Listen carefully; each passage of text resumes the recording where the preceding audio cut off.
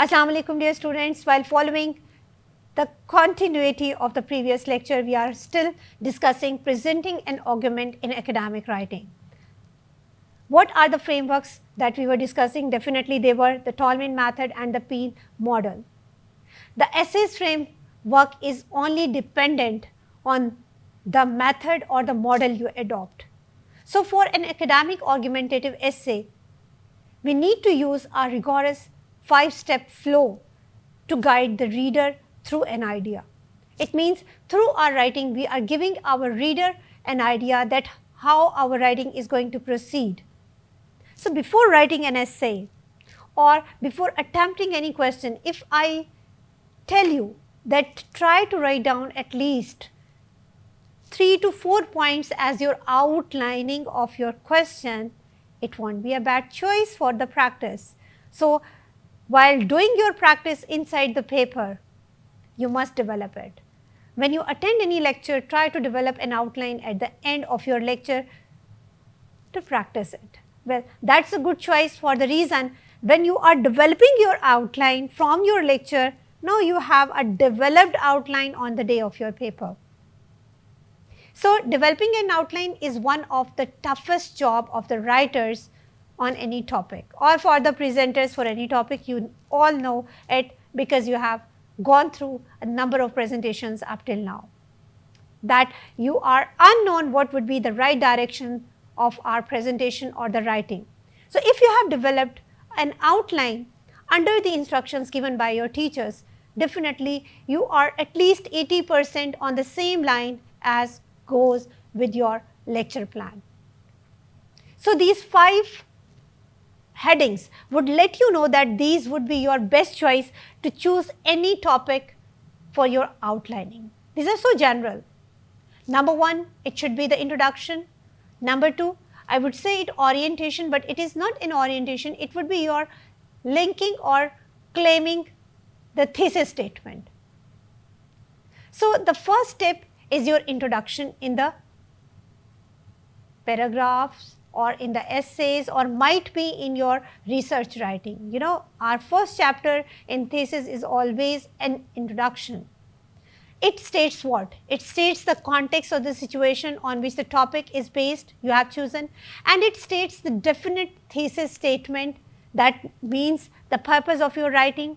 It claims that what are the objectives you are going to attain through your writing, and definitely it raises some questions for the audience that you are going to answer at the end of your writing. It means in the conclusion. So introduction must be powerful, must contain the main content of the purpose and the significance of your writing, so that it must be interesting for the reader, that why he should spend some time to read your document. The second point is orientation. Orientation is what? Definitely orientation is all about that how you are going to develop a statement out of your introduction or the content of your introduction. And it gives the actually main plan of your writing. It defines the terms, it defines the boundaries of your writing and descriptive baseline. So these boundaries are told how? When you are giving the definitions of the key terms, when you are giving the main outlines or the main things to be discussed in your writing, and you are providing your thesis statement. Third point or third stage would be developing your argumentation into the form of a paragraph or number of paragraphs. It depends on you. It delivers the evidence-backed body paragraphs. As I said, it can be a single one, it can be more than one. And here in argumentation, you may use the Peel model and the Tolman method as we discussed in our previous lecture. So Peel is all about point, evidence, explanation and linking, and Tolman has its own 5 to 6 stages to be followed. So whatever the plan you take, it must have some argumentation, it must have some evidence that why someone has a need to read your writing. Fourth one is your evaluation And evaluation about what? Evaluation is about your proofreading. No.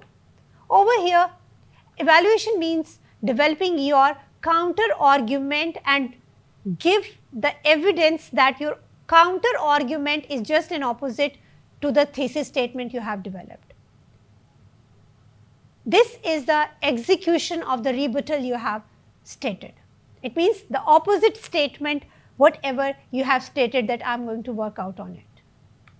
The last but not the least one is the conclusion, that needs to write down the synthesis and findings which highlights the final significance of your writing. And conclusion is important because here you tell the results of your writing. Here you tell the findings of your work that you have done. For research, definitely this is one of the most important part, and it also recommends the future researchers on which areas they may work out for the same parameters or onto the same parameters. Now we are moving towards what are the key strategies for academic execution. It does mean what are the key strategies means what are the main points you may take for writing or choosing any topic for your academic writing. Remember, the topic you are choosing must be interesting or must have some target audience for whom it must be important.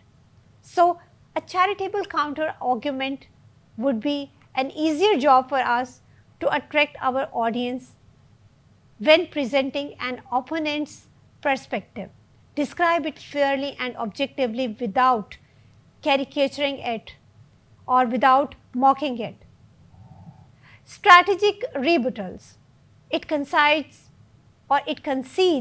valid minor points to your opponent.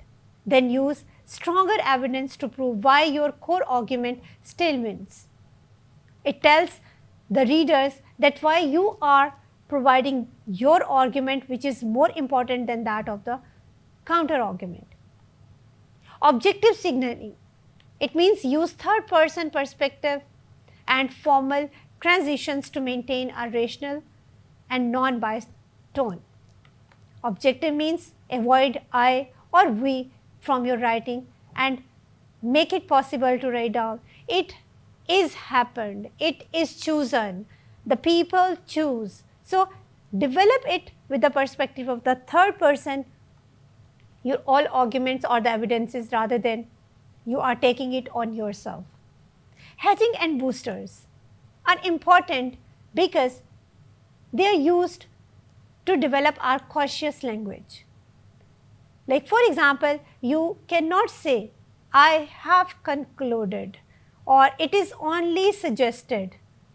You may say, it suggests, it likely indicates, more informal and more ethical in its appeal for uncertain data and confident language.